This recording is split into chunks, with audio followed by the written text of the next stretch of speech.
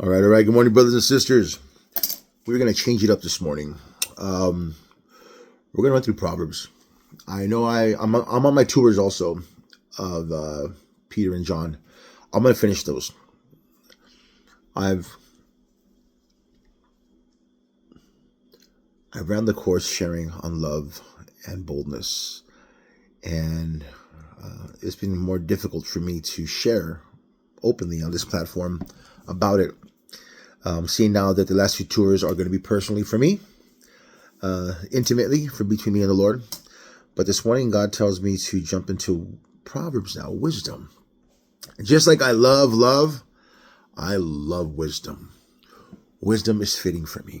I have so much. The word wisdom in the dictionary, it means to have experience, knowledge, and good judgment is what wisdom derives, is the word wisdom is. And due to my lifestyle and upbringing, I have so much experience in so many things. So much experience from life to death, from demonic to angelic, from sober to intoxicated. I mean, I've experienced so many things in life at a young age before I was 24. And then the next 24 after I got saved, I've experienced so much other things in the realm of God. And it's just like, so when I started studying wisdom a few years ago, it just sat very well with me. My body absorbed it. My soul, my spirit absorbed wisdom. And it taught me a lot about speaking and observing, because I'm a very observant person. And God has given me the ability to wait patiently for results and still focus on Him, trusting Him. And this morning, as we were in Proverbs 1, Proverbs is all about wisdom. Proverbs is the book that Solomon had written, except maybe one or two chapters. And the thing about Solomon was he's considered the wisest king. It's crazy because his father David was known as a man after God's own heart.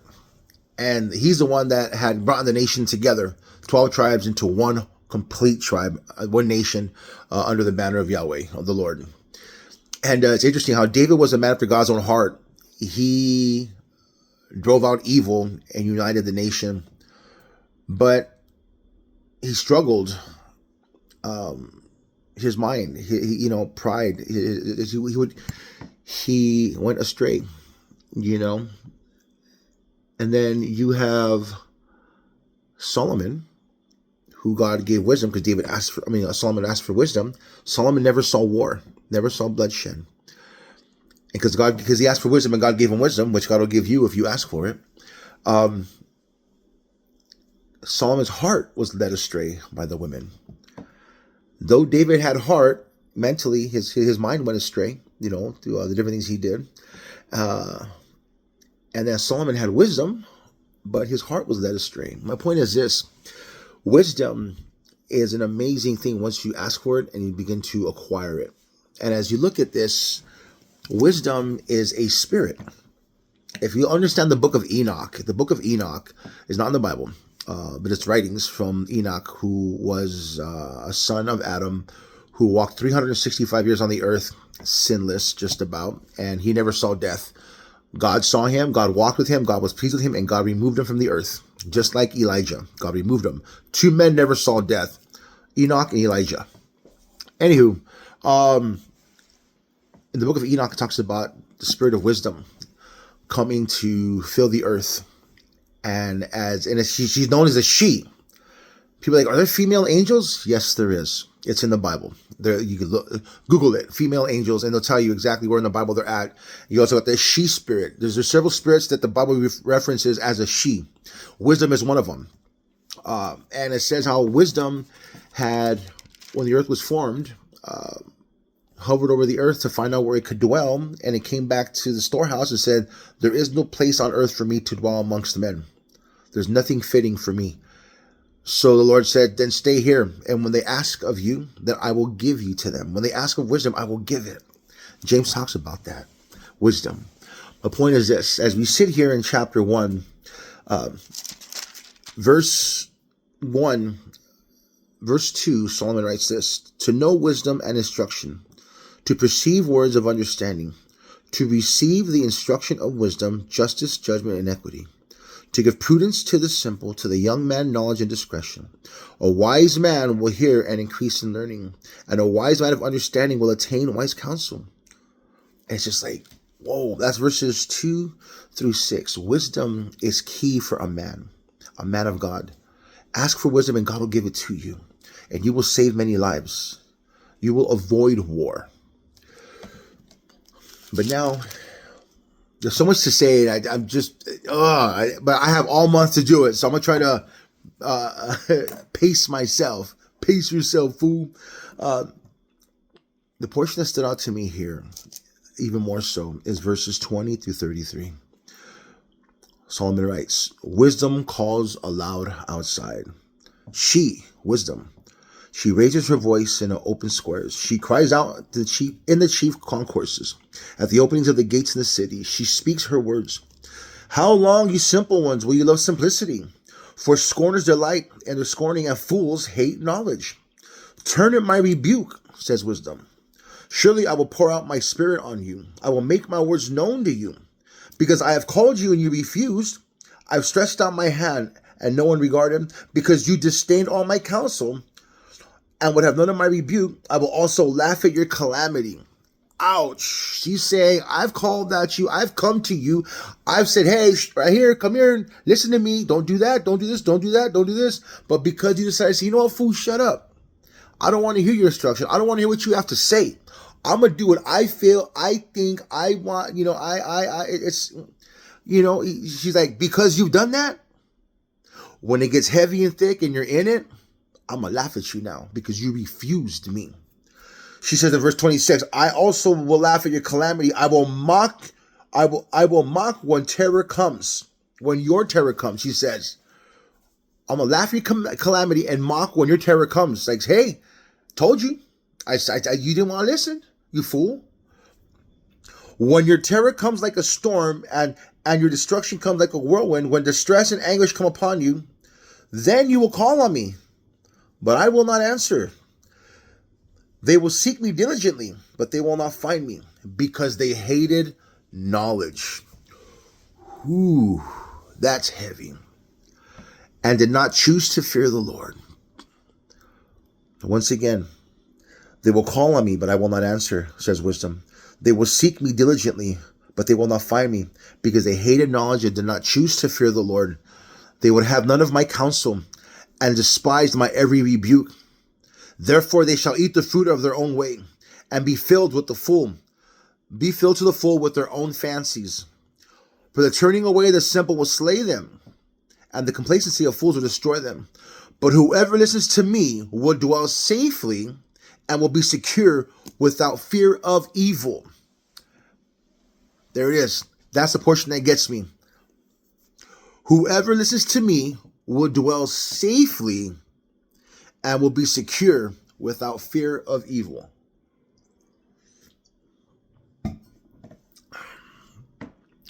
People have told me several times that I come out cocky. And forgive me if that's how it appears. But I'm not, man. I'm confident in what the word says. I'm not afraid of man. I'm not afraid of what they can do, especially if I'm walking above reproach, especially if I'm walking according to the word. I'm not confident in me being 6'2", 315, I bench this, I curl that, I can blah, blah, blah. I'm not confident in my tent, my body to defend myself. It's not hard to take me down, man. I'm confident in what the word says. And I read it and I understand what it means. And if I apply wisdom in everything, if I walk soberly, purity, sobriety, being aware, being alert, and I'm in the word, and I know that when God's talking to me and I listen, even though people are doing me dirty, who are of God, allegedly, doing me dirty, who are hurting others, God's testing me. Will I trust him? What does wisdom say? And I got to tell myself constantly, God sees it too. God sees what's happening too, and I trust him. I will pray about it, ask God, what is my portion in this? And then lay it at his throne and move forward. And because I do these things and I don't stick my foot in it no more, or I'm trying to abstain from certain things or stay away or refrain from certain things, and I seek him and I just wait patiently, I would dwell safely and be secure without fear of evil. When people walk in fear of things, they're not walking in the spirit, they're walking in the flesh. When people are walking in fear of things, they're not walking in the knowledge of God and his word. When people walk in fear of things, people are not understanding who God is, and the relationship with God is very minimal and minute, if any. When people walk in fear of things, they're not walking in love. There is no love in the decisions they're making. They're making decisions in fear, which is in the flesh, which exposes them and everything they decided to the enemy. When you walk in fear, you're not walking in the spirit. But when you walk in wisdom, you're walking in the spirit. You're walking in love. And when you walk in that, there is this boldness and confidence. If I die right now, I'm not afraid to die. I know that he allowed it to happen because nothing has happened to me or anyone on this earth that has not gone before the throne of God. But they're doing this wrong, Father. They're getting away with that, and they're getting away with this, and this is wrong, and them. Why aren't you doing blah, blah? You think God doesn't know? God knows. He's seeing it. He's there. But there's more to the plan of God than we can see and understand. Proverbs 3, 5 and 6, trust the Lord with all your heart. Lean not on your own understanding. You see? Why? Don't lean on your own understanding because you don't have all the answers. You don't have all the tools. You don't have all the information to make a decision. You can't see the future, but God knows. So I sit here and think about certain things in my life, like, oh gosh, this, blah, blah. Forgive me, Father, forgive me. You see it too. I trust you. I love you. Align my heart with yours. Let's do this. And you know what? Even though chaos is happening around my area, I still dwell safely with no fear of evil. No fear at all. Because I trust the Lord. Because I'm walking in purity. I'm walking soberly. I'm walking above reproach. I have struggles. I'm human, of course. I'm not perfect, but I'm working on it. You see, and as I sit here with wisdom, she cries out loud. She goes and she preaches out in the open places, in the mobs, in the gates, in the cities, in the streets, crying out to people. Hey, listen to me, people. Eyes over here, not over there. Eyes on what God wants to do in your life, not on what's happening in the world. Get your eyes off the world and into the word. It just takes one letter, L. Get the L out of there. Get the L out of there and get into the word.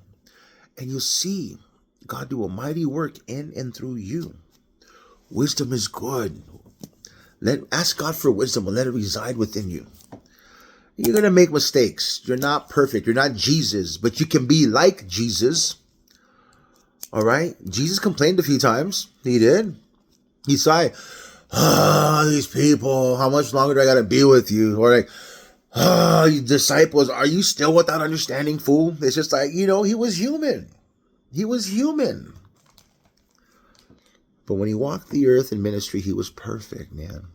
My point is this: wisdom. Brothers and sisters, as we go through this next 3 months of wisdom together, I pray that God uses me to share with you how beautiful and beneficial wisdom is, just like love.